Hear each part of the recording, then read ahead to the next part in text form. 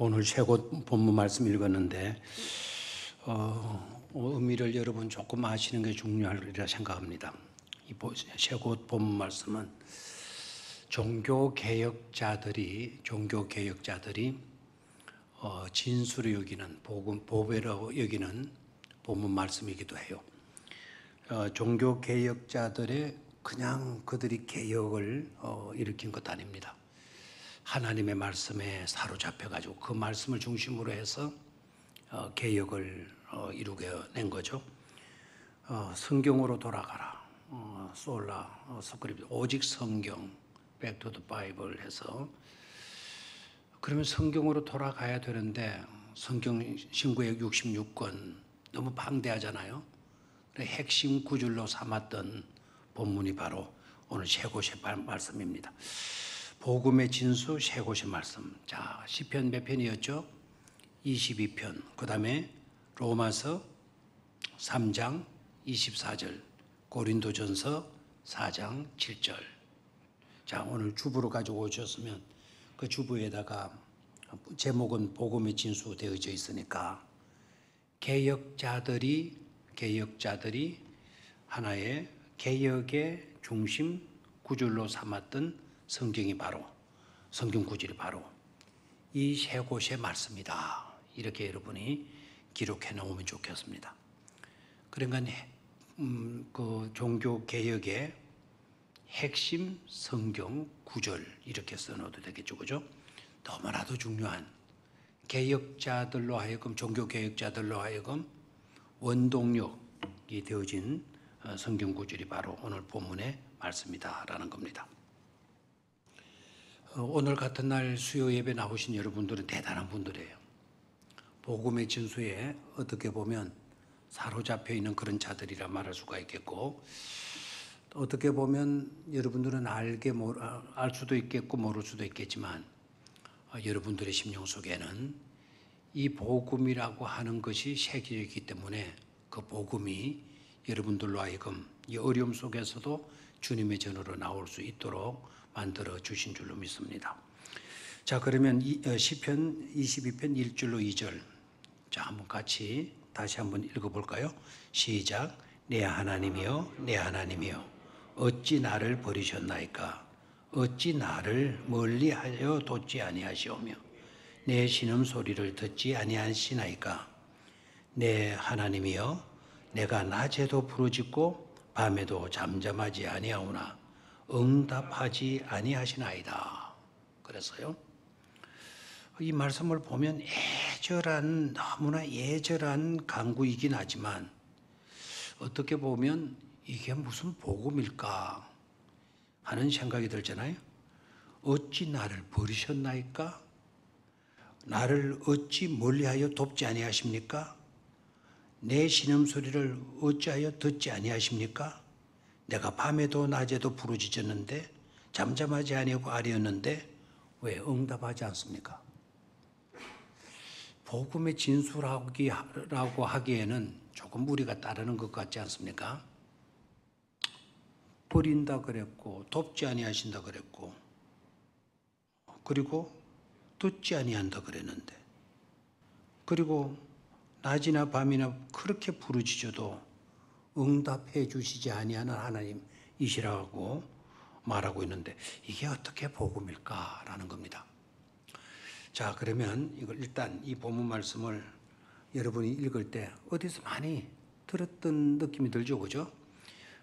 예수님이 십자가에 달리셔서 절규하셨을 때 그때 예수님의 입에서 나오신 말씀이기도 하죠, 그죠?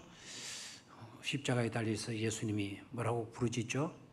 나의 하나님, 나의 하나님, 어찌하여 나를 버리시나이까? 바로 이 시편 22편의 구절의 말씀을 예수님이 십자가상에서도 말씀하셔요. 자, 그러면은 22편 말씀을 이제는 세번역 성경으로 좀 한번 읽어보도록 하겠어요. 자, 같은 내용인데 좀 우리에게 현실감 있게 이렇게 부딪힐 수 있도록 번역을 해줘. 시작. 나의 하나님, 나의 하나님, 어찌하여 나를 버리십니까? 어찌하여 그리 멀리 계셔서 살려달라고 울부짖는 나의 간구를 듣지 아니하십니까? 나의 하나님, 온 종일 불러도 대답하지 않으시고 밤새도록 부르짖어도 모르는 채 하십니다. 너무 하시지 않습니까? 라는 절규의 절규. 그 절규의 말씀을 예수님이 십자가상에서도 절규하시죠. 어찌하여 나를 버리시나이까? 그런데 개혁자들에게 있어서는 이것은 복음의 진수였어요. 개혁자들에게는. 저 절규 속에 우리 전 주님의 저 절규 속에 개혁자들은 뭘 보고 있었는가 하니까 하나님의 사랑을 들여다보게 된 거예요. 하나님의 사랑을 느끼고 깨닫게 된 겁니다. 예수님 십자가상에서 절규의 말씀을 어찌하여 나를 버리시나이까? 절규하시는 주님의 모습 속에서 개혁자들은 뭘 보았다? 그 절규 속에서 뭘 보았다고요? 하나님의 사랑을 깨닫게 되는, 하나님의 사랑을 느끼게 되어진 거죠. 그래서 루터 같은 분은 그런 이야기를 해요. 예수님이 십자가상에서 어찌하여 나를 버리시나이까? 라는 이 절규는 절규라고 하기보다는 사랑의 감격에 차서 부르짖는 절규와 같은 감격의 외침이었다. 우리에게는 절규로 보이지만, 그렇게 들릴 수도 있지만, 그러나 사랑에 감격하여서 부르짖는 절규, 사랑의 절규였다. 이런 표현을 써요. 왜 그런 표현을 쓰게 되는가 하니까 그 절규 속에, 그 고통 속에, 그 아픔 속에 하나님의 사랑이 새겨져 있는 거예요. 들어있는 거예요. 무지막지 않은 우리들을 위해서 살아가는 독생자 예수를 매달고, 독생자는 그 십자가의 고통으로 인하여 절규를 하죠. 그러나 절규하는데 그 절규하시는 분이 하나님의 아들 예수 그리스도잖아요. 하나님의 하나밖에 없는 독자 예수. 그 독자 예수를 자기를 버리시면서까지 저 무지막지한 죄인들을 구원하시고자 하시는 하나님의 그 뜻 놀랍고, 그리고 그들을 향한 하나님의 사랑, 이것은 이루 말할 수 없는 놀라운 사랑이십니다. 하나밖에 없는 나를 버리시기까지 하시면서도 저 무지막지한 죄인들을 향한 하나님의 사랑은 정말 놀랍도다라고 하는 그런 감격이 새겨져 있는 절규였다. 사랑의 절규였다라는 거예요. 아직 이해가 안 됩니까? 그러니까 왜 버리십니까? 왜 멀리 계십니까? 왜 아무 응답도 하지 않으십니까? 어떻게 보면 불만에 찬 절규인 것처럼 보이지만, 그러나 그렇게 함으로써 하나님은 인류의 죄를 속하시고 죄에 빠진 우리들을 사랑하셔서 뭐하고자 하시는 것이었다? 구원하시고자 하시는 것이었다라는 거예요.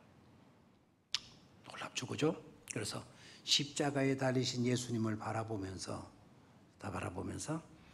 예수님의 고난만 들여다보지 말고 그 고난 속에 새겨져 있는 누구의 사랑?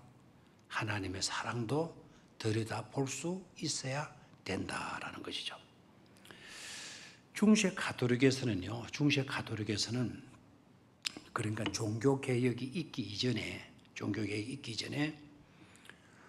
그들이 주장했던 하나님, 그들이 말씀했던 선포했던 하나님, 어떤 하나님이었는가 하니까 왕관 서신 하나님이에요.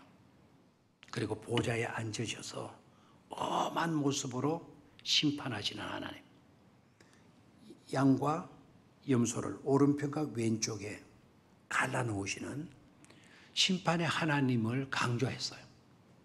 중세 종교개혁이 있기 이전까지는. 그러니까 중세 이전의 신앙인들의 하나님은, 하나님에 대한 인식은 무슨 하나님이에요? 우리와는 거리가 너무 먼 하나님, 가까이 계신 하나님이 아니고 저 보좌 위에 왕관 쓰시고 엄미한 보좌 위에 앉아 계시는 심판의 주 하나님을 선포했어요. 그러니까 종교 계획 이전에는. 그래도 우리도 그런 것이 많이 물들어 있죠. 우리도 하나님은 벌 주시는 하나님. 애들이 조금만 떠들면 너 하나님 벌 주신다, 벌 준다, 조용히 해. 뭐 이런 식으로 말하잖아요.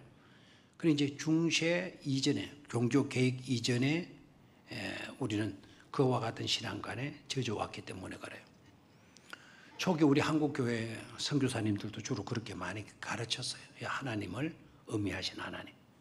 제발 하나님을 무서운 줄 알아라. 너희들의 삶 가운데 하나님이 무서운 줄 알아라. 막 해가지고 아주 의미하신 하나님, 거룩하신 하나님, 심판하신 하나님, 지옥 보내는 하나님, 천국 들여보낼 수 있는 하나님, 그 하나님을 굉장히 강조했어요. 중세 이전에, 개혁 이전에. 근데 개혁자들의 개혁의 이후에 개혁자들이 주장한 것은 하나님은 멀리 계시는 하나님이 아니다.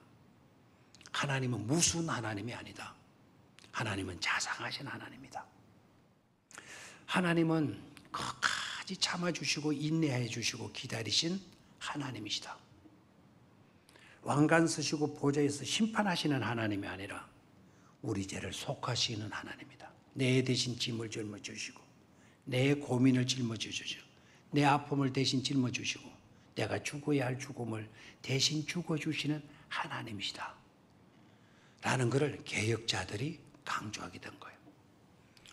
그럼 여러분 누가 잘했느냐 누가 못했느냐 이걸 따지면 곤란해요. 종교개혁이 있기 전에는 하나님은 무슨 하나님? 우리와 멀리 계신 하나님? 우리가 가까이 다가갈 수 없는 그런 하나님? 심판의 권세를 가지는 그런 하나님. 그런 하나님으로 개혁 이전에는 강조했다면 종교개혁 이후에는 다가오신 하나님이잖아요. 찾아와 주시고 대신해 주시는 하나님, 사랑의 하나님을 강조해요.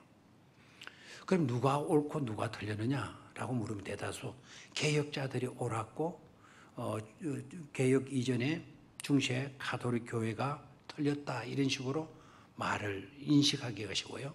그건 잘못된 겁니다. 둘 다 맞아요. 둘 다 맞아요. 하나님은 심판하시는 하나님이신 줄 믿습니까? 하나님 심판하시는 하나님 맞습니까? 안 맞습니까? 큰일 났네요. 신앙 고백할 때 뭐라 그래요? 거기로부터 뭐하러 오신다? 우리를 거기로부터 신앙 고백할 때 뭐라 그래요? 심판하러 오시리라 말씀하시놓고 하나님은 심판하시는 하나님 안 믿고 계시면 어떻게 한단 말입니까? 하나님은 심판의 하나님 맞아요 안 맞아요? 천국도 보내고 지옥도 보내시는 거예요. 하나님 그런 권세를 가지신 분 맞아요. 종교개혁 이전에 신앙 사상이 틀린 것 아닙니다. 그러나 그 부분에만 치중했다라는 거, 그런 하나님만 전했다라는 거, 이게 문제예요. 개혁자들이 막 개혁을 하죠. 막 뒤엎어버리고 막 파괴시키고 집어 던지고 내팽개치고 그런 게 아닙니다. 이 점을 강조했던 것을 하나님은 이런 하나님이시다라는 새로운 관점에서의 하나님을 선포하신 거예요. 그럼 신약 개혁자들의 하나님은 어떤 하나님이라고 그러나요? 멀리 계시는 하나님이 아니고 뭐 하시는 하나님? 다가와 주시는 하나님. 아멘입니까? 예수 그리스도가 하나님이 다가와 주시잖아요. 집 나간 자식을 끝까지 집안에 앉아 대문 밖을 바라보면서 뭐 해주시는 하나님, 기다려 주시고 계시는 하나님. 아멘입니까? 내 아픔을 대신하시고 내 고민을 대신하시고 내 문제를 대신하시고 내 죽음을 대신해 주시는 누구이시다? 하나님이시다. 벌 주시는 하나님만이 아니고. 그래서 종교개혁 이전의 사상과 종교개혁자들의 신앙관이 딱 어울려져야 돼요. 그래야 우리는 온전한 하나님을 이해할 수가 있는 겁니다. 아멘입니까? 자, 그러면 어찌하여 나를 버리십니까? 라는 이 말은 하나님이 독생자 예수까지도 버리실 수 있는 하나님의 권세를 말해요. 하나님은 심판하시는 하나님이세요. 그런데 중요한 것은 예수 그리스도를 버리시는 줄 알았더니, 예수 그리스도가 그래서 절규하는 걸로 우리가 알았더니, 사실 그 속에 들어가 보니까 우리를 구원하시고자 하시는, 우리의 고통과 아픔과 묵은 짐들과 아픔을 대신해 주시고자 하시는 누구의 사랑을 발견할 수 있게 된다? 하나님의 사랑을 발견할 수 있게 된다라는 거죠. 그래서 개혁자들의 그 신앙관을 우리는 또 새롭게 우리가 받아들이게 될 때 더욱더 우리의 신앙이 뜨거워질 수밖에 없고 돈독해질 수밖에 없는 줄로 믿습니다. 두 번째는 로마서 3장으로 가죠. 로마서 3장 24절. 로마서 3장 24절. 자, 아까 우리 개역 성경으로 읽었는데 이제는 세번역 성경으로 같이 한번 보도록 하죠. 시작. 그러나 사람은 그리스도 예수 안에서 얻는 구원으로 말미암아 하나님의 은혜로 값없이 의롭다는 선고를 받습니다. 이렇게 되어지죠.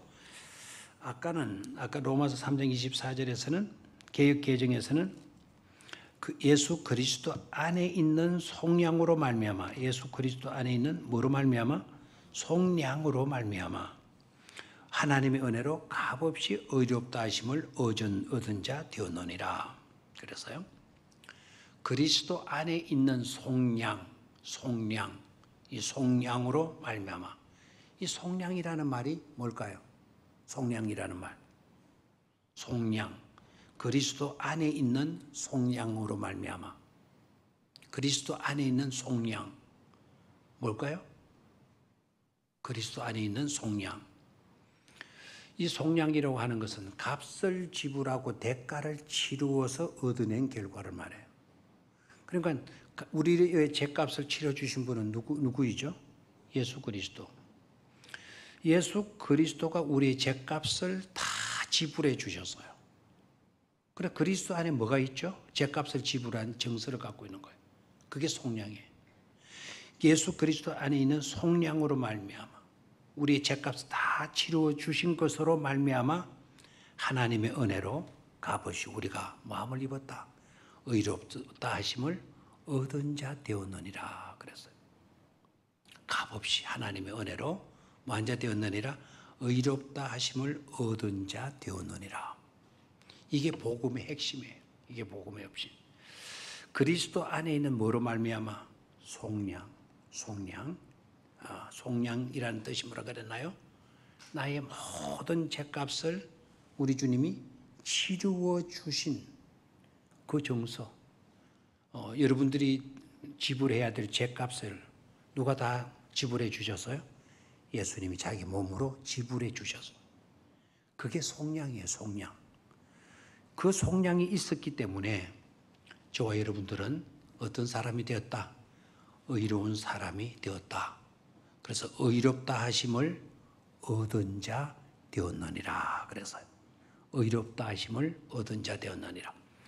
그럼 이 의롭다라고 하는 이 말의 뜻이 얼마나 비중이 있는 단어인가를 아셔야 되는데 이 단어의 의미를 우리가 제대로 몰라요. 그러니까 제대로 모르니까 제대로 와닿지를 못하고 있는 겁니다. 그냥 슬쩍 좋은 뜻이겠건 말이다. 좋은 이야기인 모양이다. 그 정도로 받아들이는 것 같아요. 이 의롭다라고 하는 이 단어가 갖는 비중은 엄청납니다. 이거는 금 주고 다이아몬드 주고 뭘 주어도 우리가 소유할 수 없는 그런 보배 중의 보배입니다. 의롭다 하심을 얻었느니라.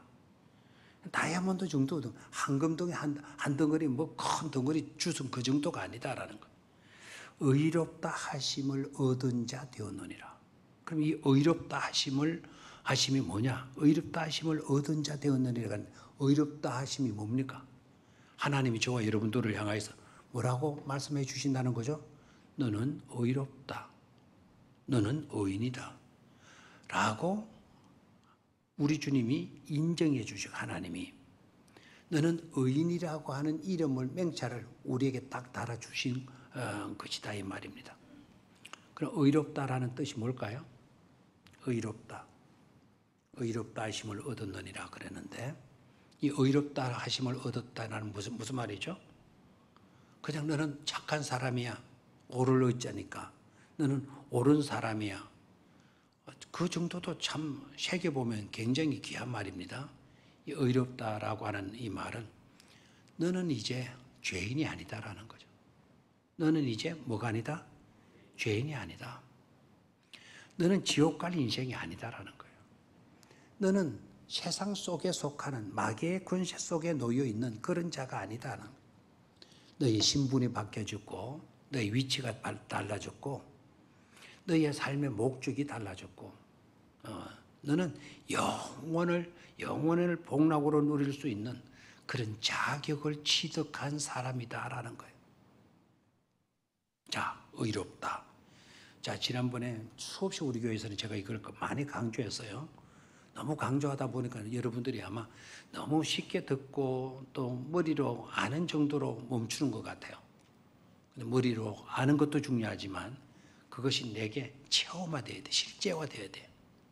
의롭다라고 하는 이 말은 후카타 크리마 have no crime. 너는 이제 무죄다라는 뜻이에요. 너는 이제 뭐라고요? 무죄다. 누가 그렇게 해주셨어요?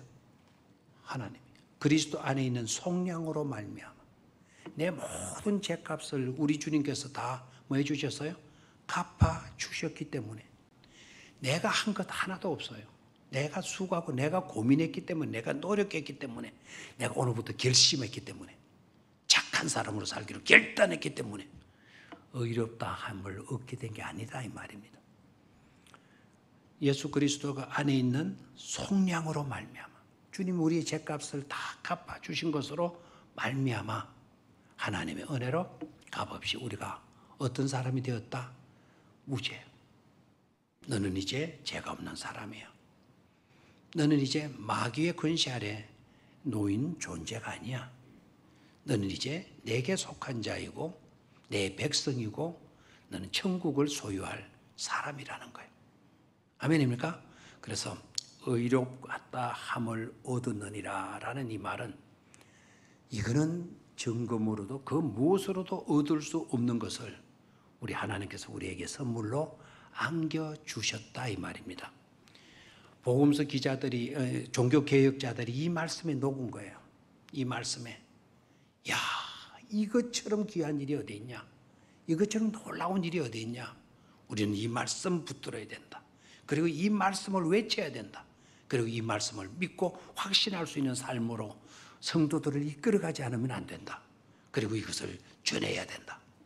그래서 개혁의 기치를 높이 든 것이 바로 종교개혁자였죠. 여러분이 잘 아시다시피 종교개혁자 중에는 대표적인 인물이 꽤나 많이 있어요. 종교개혁자를 말하라 그러면은 우리 종교개혁주의를 지킬 때 마틴 루터가 종교개혁하는 그 주의를 지키거든요.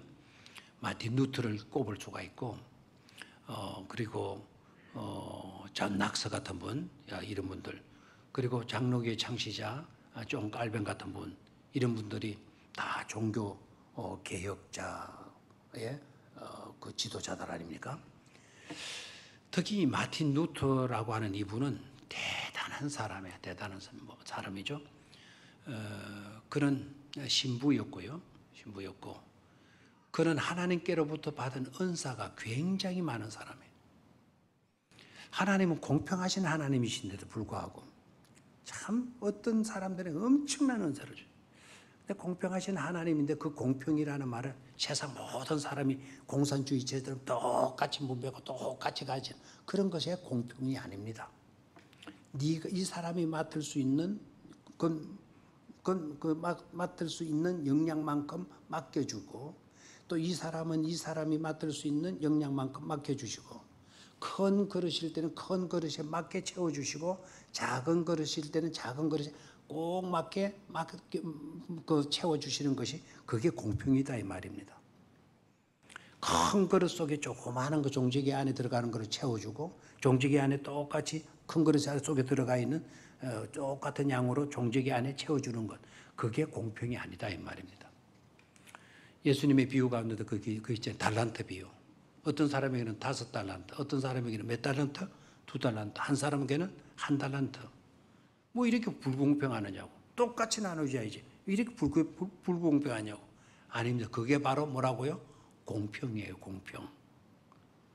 왜 아멘을 안 해요? 그게 뭐라고요? 공평입니다. 저 같은 사람에게 그 어떤 다른 은사를 주셔가지고 막 정치하라 그러면은 저는 그런 은사 주면 저는 오히려 고육입니다. 원할 겁니다. 이 사람에게는 이 사람에게 맞는 하나님의 은사를 주시는 거예요. 근데 마틴 루터에게는 엄청난 은혜를 주셨어요. 이분은 웅변가입니다. 말을 너무나도 잘해요. 웅변가이고요. 이분은 음악가입니다. 음악을 작곡도 하고 작사도 하는 사람이에요. 작곡만 하고 작사만 할 줄 아는 사람이 아니고 성악가입니다. 노래를 또 잘 부릅니다. 자, 웅변도 잘하죠. 작사도 하죠. 작곡도 하죠. 노래도 잘 부르죠. 그뿐만 아니라 이분은 법률학을 공부했어요. 우리는 말하면 법대 졸업생이에요. 법대 졸업생. 변호사님, 판사죠. 검사죠. 법대 졸업생이에요. 이분은 또 독일어를 능통하게 잘해요. 독일어를 공부하는 중에 이 사람이 또 신학을 공부하게 돼요. 신학을. 그러면 이 정도 되면 이 사람 은사가 많아요, 작아요? 많죠. 근데 그 은사를 이 사람이, 루터가, 뭐 그냥 받기만 하고 그 은사를 땅에 파묻어 두고 그런 삶을 산 사람이 아니에요. 여러분, 우리가 가지고 있는 찬송가 중에도 루터가 작사, 작곡한 찬송이 많이 들어가 있습니다. 우리 부르는 찬송가 중에도. 그리고 이분이 신학을 공부하고 난 은혜를 받고 난 뒤에 복음의 진수를 그가 깨닫고 확신을 가지게 되면서 성경을 라틴어로 된 성경을 독일어로 번역을 해요. 독일어로 번역을 한 일로 그때까지만 해도 독일어가 유명하지 않았어요. 독일어가 세계화되는 언어가 돼버렸어요. 불어, 영어, 불어, 독어. 영어, 불어, 독어라는 게 같은 레벨에 서게 되는 역할을 누가 하느냐? 루터가 하게 돼요.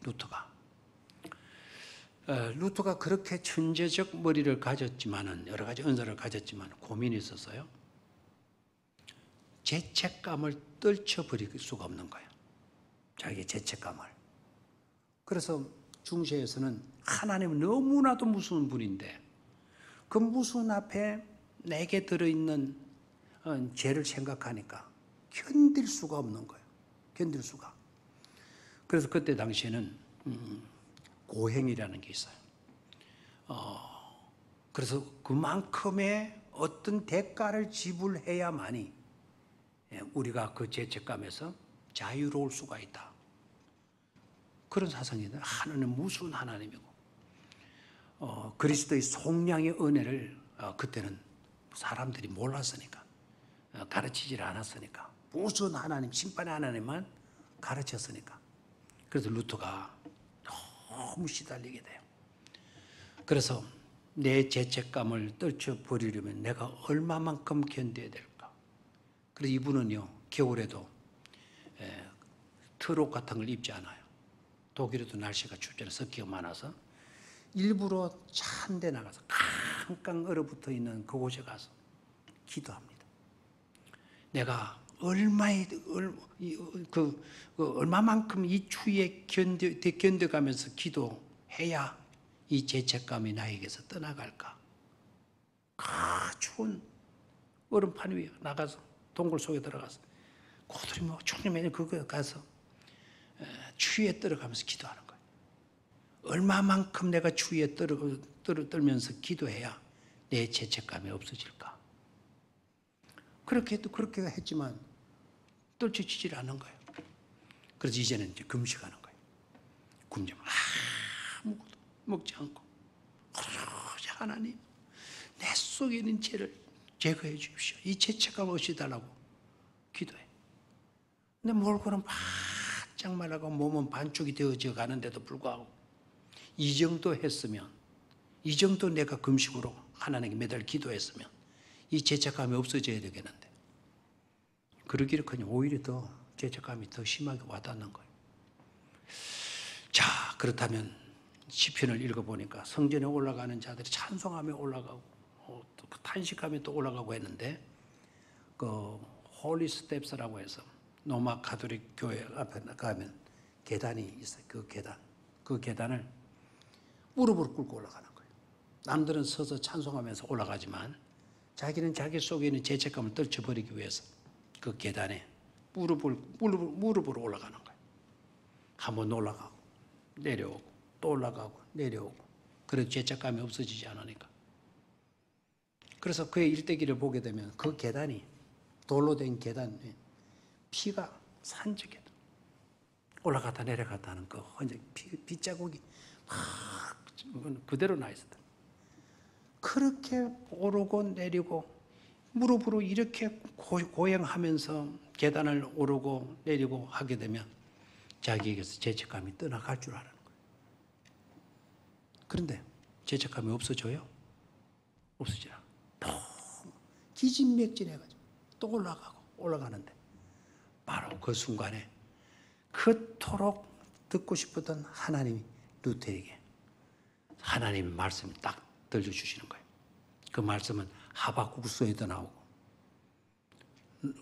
바울 자신이 쓰던 로마서에서 1장에서도 나오고, 오직 나의 의인은 뭐로 말미암아 사느니라, 믿음으로 말미암아 사느니라 라는 응답을 주시는, 말씀을 주시는 거예요. 너의 그 애씀과 너의 그 수고와 너의 그 고행 속에 고행으로 말미암아 은혜가 주어지는 것이 아니고 죄책감이 없어지는 것이 아니라 오직 의인은 뭐로 말미암아 살아야 된다? 믿음으로 말미암아 살아야 된다 라는 음성을 그가 듣게 돼요. 그리고 그 계단에서 피멍 드러내는 무릎, 그게 붕대를 감고 그런 것도 없이 그 길로 얼마나 무릎 꿇고 그런지 오금이 펴지지를 못했다 그래요. 그래서 은금은금 기어서 자기 집으로 들어와서 성경을 딱 펴서 읽었는데 로마서 1장 17절 딱 나오는 거예요. 오직 의인은 뭐로 말미암아 사느니라, 믿음으로 말미암아 사느니라. 그 순간에 주여 내가 믿습니다, 주여 내가 믿습니다 하고 로마서를 읽은 가운데 그 모든 죄책감이 싹 사라진 거예요. 누구의 은혜를 발견했죠? 하나님의 은혜를 발견하게 됐다 이 말입니다. 그래서 그가 자유를 얻었어요.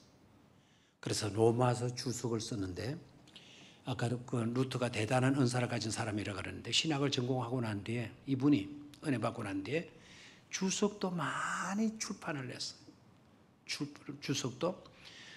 그래서 그가 로마서를 붙들게 되면서 로마서를 주석한 거예요. 그리고 스스로 그 주석의 서문에서 루터는 이런 이야기를 해요. 로마서는 하나님의 은혜의 창고다. 로마서는 하나님의 뭐의 창고? 은혜가 들어있는 창고다. 은혜가 넘치는 창고가 바로 어느 성경이다? 로마서다라고 주장하기도 했어요. 그런데 이 로마서 주석이 얼마나 여러분 감동 있게 그 주석을 해놓은 거 아니까, 감리교의 창시자가 누구죠? 감리교의 창시자 존 웨슬리 아닙니까? 존 웨슬리가 루터가 해석한 루터의 로마서 주석을 읽고 존 웨슬리가 은혜를 받고 획가닥한 거예요. 그리고 메소디스트 운동, 감리교 운동을 펼쳐나가면서 영국을 복음화시켰잖아요. 영국을 변화시켰잖아요. 누구의 성경을 읽고 누구의 주석을 읽고 루터가 로마서의 말씀을 해석한 것을 존 웨슬리가 읽고 그가 은혜를 체험하게 된 거예요. 여러분 이런 케이스들은 많아요. 여러분 존 뉴턴 알죠? 존 뉴턴. 우리 찬송에도 어메이징 그레이스라고, 나 같은 죄인 살리신 주원의 놀라와, 그 노래를 작사한 분이 존 뉴턴이에요. 얼마나 은혜로운 찬송입니까? 세계 모든 사람들이 즐겨 부르고, 그 노래를 부를 때 그냥 음악적인 소질로 부르면 뭐 그렇지만 진짜 나의 삶을 생각해보고 나에게 주어진 은혜를 생각해보면 줄로 감동이 되고 눈물이 흐를 수 있는 그런 찬송 아닙니까? 그런데 그 찬송, 그렇게 은혜로운 찬송인데 그 찬송을 지은 사람이 존 뉴턴입니다. 그 뉴턴이라는 분은 어떤 사람이면 11살부터 뱃사람으로 자란 사람이에요. 11살부터. 11살에 우리 초등학교 한 4, 5학년 됩니까? 그때부터 뱃사람하고 어른 되면서 노예 상인을 한 사람이에요. 저 아프리카에 가서 거기에 있는 원주민들, 그 힘 좋고 덩치 좋은 사람들 끌고 와가지고 강제로 실어가지고 그걸 백인 사이에 팔아먹은 거예요. 요즘 말하면 인신매매를 한 거예요. 여러분, 그것도 예사롭게 들립니까? 여러분, 아프리카 지역에 그 가정 아름답게 생활하는, 비록 가난하지만 거기에 자식들이 있고 부모들이 있는데 그 자식들 앞에 그 남자를 잡아가지고 묶어가지고 끌고 갈 때 그 자녀들 생각, 아빠 하지 않았겠어요? 그리고 끌고 가는 사람에게 우리 아빠 끌고 가지 말라고 살려달라고 막 외치지 않았겠어요? 수많은 그런 사람들을 잡아가지고 백인 사회에 가서 팔아먹는 거예요. 그냥 끌고 와가지고, 그냥 잡아와가지고 막 엄청난 돈을 받고 노예로 팔아먹은 거죠. 그 짓을 한 사람이 누구라고요? 존 뉴턴이에요. 어메이징 그레이스를 작사한 그분이에요. 그분이 그런 짓을 했어요. 근데 그런 사람이 어떻게 그런 은혜로운 찬송을 짓는 사람으로 변화될 수 있었을까요? 이분은 토마스 아켄페스예요. The Imitation of Christ라고, 예수 그리스도를 본받아라고 하는 그 책을 읽고, 고전의 그 책을 읽고 이분이 거기서 회가당한 거예요. 그리고 은혜를 체험한 거예요. 그리고 자기의 모든 죄를 회개하고 그 죄를 노력으로, 수고로, 그 고행으로 해결하면 끝이 뭐 없잖아요. 그거 어떻게 다 갚을 수가 있겠어요. 그런데 놀랍게도 하나님의 은혜로 말미암아 내 모든 과거의 죄악들이 깨끗이 속량되어졌다라는 것을 깨닫게 되면서 어메이징 그레이스, 나 같은 죄인 살리신 주 은혜 고마워. 그 내용을 알고 그 찬송을 부르면 그 찬송이 굉장히 깊이 있고 감동이 되는 그런 찬송으로 우리에게 와닿게 되죠. 나중에 한번 불러볼까요? 자, 누구 안에 있는 속량으로 말미암아? 예수 그리스도 안에 있는 속량으로 말미암아. 누구의 은혜로? 하나님의 은혜로 값없이 마음을 입었다 의롭다 하심을 입었느니라 말씀하시고 있어요. 이 은혜를 우리는 놓치지 말아야 될 줄로 믿습니다. 자, 그 다음에 세 번째 말씀으로 갑니다. 세 번째, 고린도전서 4장 7절. 고린도전서 4장 7절. 같이 읽습니다. 시작. 누가 너를 남달리 구별하였느냐. 세 번째 말씀을 읽죠. 시작. 누가 그대를 별다르게 보아줍니까? 그대가 가지고 있는 것 가운데 받아서 가지지 않은 것이 무엇입니까? 모두가 받은 것이라면 왜 받지 않은 것처럼 자랑합니까? 개역개정에서 누가 너를 남달리 구별하였느냐? 네게 있는 것 중에 받지 아니한 것이 무엇이냐? 네가 받았은즉 어찌하여 받지 않은 것 같이 자랑하느냐? 하나님께로부터 다 받아놓고 하나님께로 받지 않은 것처럼 행세하면서 마치 내가 어떻게 해서 내가 이룬 것처럼 어떻게 그렇게 자랑하고 떠들 수가 있느냐라는 겁니다. 그래서 세 번째 그 종교 개입제대 신앙과는 우리의 모든 것들은 누구에게로부터 왔다? 하나님에게로부터 왔다. 내 모든 것은 누구의 것이다? 하나님의 것이다. 철저하게 하나님의 소유권을 인정하고 살아요. 내가 가진 물질 이것만 아니고 내 몸 이것까지도 누구의 것이다? 하나님 것이다. 내 생명까지도 누구의 것이다? 하나님의 것이다. 그래서 우리는 누구께 속한 자? 하나님께 속한 자. 있는 것이 있어도 그 모든 것들은 하나님으로 말미암은 것이다. 없는 것이 있다고 해도 그 없는 것 자체도 하나님으로 말미암은 것이다. 우리는 없다고 불평하지만 하나님으로 말미암아 하나님이 나에게 그걸 얻게 해 주실 수도 있다 이 말입니다. 그게 불만입니까? 나는 왜 루터처럼 말을 못할까? 왜 루터는 은사를 주 그런 은사를 주는데 왜 나에게는 안 줬을까? 루터에게는 그렇게 명석한 두뇌를 주는데 왜 나에게는 안 줬을까? 나에게는 루터가 가진 명석한 두뇌를 가지게 되면 나에게 주셨다면 나는 그 두뇌 가지고 더 나빠질 수 있는 내가 되기 때문에 그래요. 아이들에게 어린아이들에게 3살, 4살, 5살들에게 아이들에게 예리한 칼을 잊게 하는 것이 현명한 것이에요. 아니면 그런 아이에게 그 예리한 칼을 없애 주는 것이 치워 주는 것이 현명한 것이에요. 어느 것이 현명한 겁니까? 치워 주는 것이 그게 뭐죠? 지혜로움이고 현명한 아닙니까? 그러니까 내게 없게 해 주신 것도 치워 주신 것도 뭐라고요? 하나님의 은혜라는 것을 깨달아야 된다 이 말입니다. 여러분 부자가 되고 싶죠? 부자가 되고 싶죠? 부자가 되시기를 바래요. 부자가 되어서 좋은 일도 많이 하시고 선한 사역도 많이 하십시오. 그러나 여러분 그렇게 소원한다 할지라도 부자 되지 않고 있다면 부자가 아니라고 생각이 들면 부자가 아닌 그것에 대해서도 하나님이 그렇게 해주신 줄 믿고 받아들이실 수 있게 되기를 바랍니다. 만약에 여러분들이 막 돈을 많이 벌고 싶고 갖고 싶어가지고 하나님이 엄청난 돈을 여러분이 줬다 합시다. 다시 말하면 로또 복권을 오늘 당첨시키 줬다 합시다. 그래서 로또 복권 100억을 받았다 합시다. 당첨됐다 합시다. 여러분 잘 될 것 같죠? 잘 될 것 같죠? 그걸 받는 게 당첨되어서 100억을 소유하는 게 좋겠어요? 아예 그런 거 기대 안 하는 게 더 좋겠어요? 대답 안 하는데 다 욕심이 있단 말이죠. 100억을 받았으면 좋겠죠. 여러분 통계가 말해주고 있어요. 미국이나 영국이나 세계 어디에도 우리나라도 마찬가지고 복권 당첨돼 가지고요 결말이 좋게 나타난 사람 거의 없어요. 거의 없어요. 그래서 다 폐인됐어요. 그 폐인되면서 그들이 하는 말이 또 가관입니다.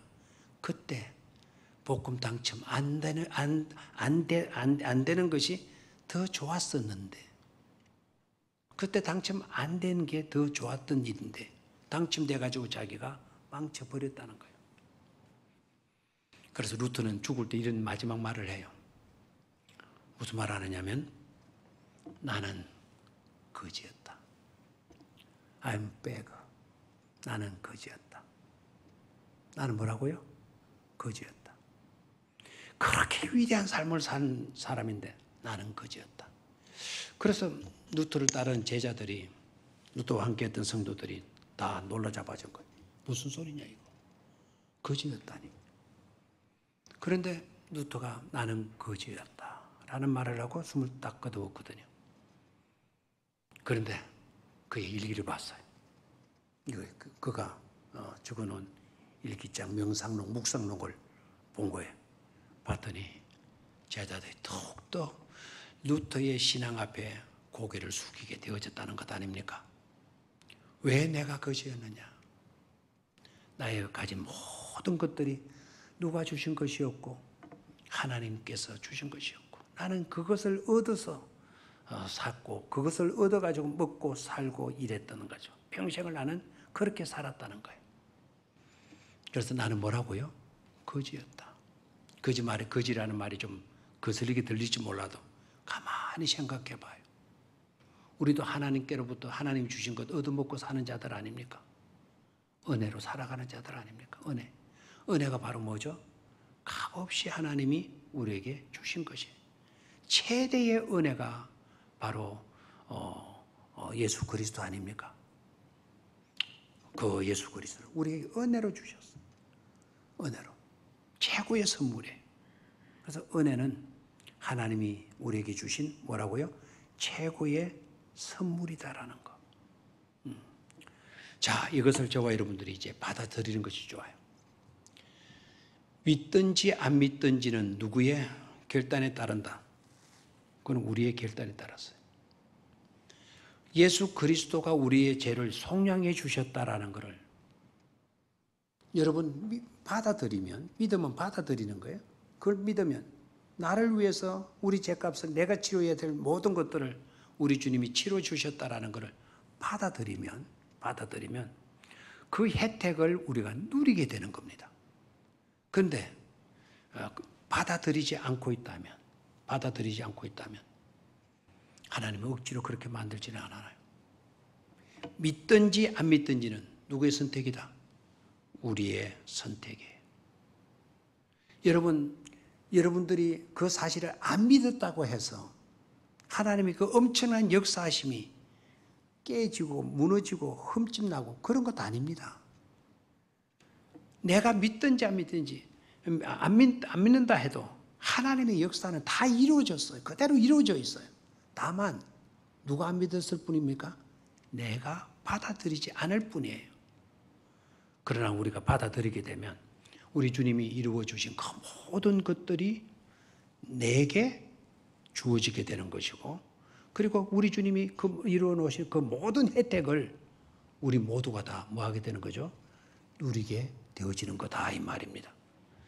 그래서 성경이 계속해서 강조하는 게 바로 뭡니까? 믿음 없는 자가 되지 말고 믿는 자가 되라라고 이야기하잖아요. 믿는 자로 싹 바꿔주는 게 아니죠. 믿는 자가 되도록 하라라고 이야기해요. 그러면 그것은 누가 해야 돼요? 하나님의 은혜로 우리가 믿음으로 그 모든 일들을 뭐 해드리는 겁니까? 받아들여야 된다라는 거예요. 여러분, 예수님이 그 설교하셨죠. 공중의 새를 보라, 더럽힌 백합화를 보라. 하나님이 그들을 책임져 주고 그들을 길러주신다 그랬죠. 자, 여러분 보십시오. 그렇다고 해서 공중에 나는 새가 어떻게 합니까? 하나님 지켜주시니까 나는 가만히 가지에 앉아만 있으면 하나님이 지켜주고 먹여주십니까? 그를 하나님이 길러주시고 보호해주시지만은 새들이 날아서 먹이를 주워 먹어야 돼요. 먹는 일은 누가 해야 돼요? 새쥐가 해야 된다 이 말입니다. 벌레를 잡아먹든 씨앗을 집어먹든 먹는 일은 자기가 해야 돼요. 하나님 우리의 모든 것을 위해서 다 예비해 놓으셨어요. 모든 것을 완성해 주셨어요. 구속의 문제도 다 완성해 주셨어요. 이제 중요한 결단은 우리가 그것을 솔라피데 오직 믿음으로 뭐 해드려야 되는 거죠? 받아들여야 되는 거예요. 받아들이게 될 때 주님께서 이루신 그 모든 것이 누구의 것이 된다?